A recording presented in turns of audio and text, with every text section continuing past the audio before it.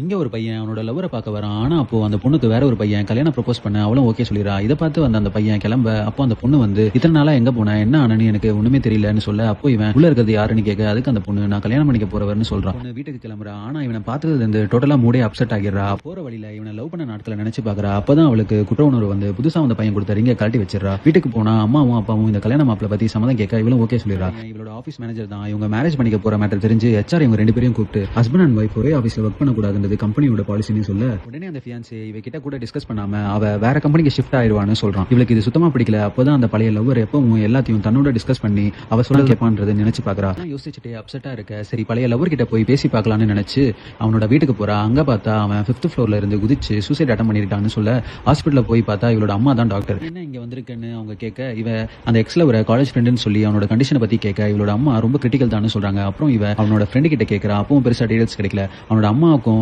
எதனால இப்படி பண்ணான்னு எந்த டீடைல்ஸும் தெரியல. அப்புறம் இவன் அந்த எக்ஸ் லவர் வரைஞ்ச இவளோட போட்டோவை எடுத்து வச்சு ரொம்ப எமோஷனலா ஃபீல் பண்ணி அழுகுறா.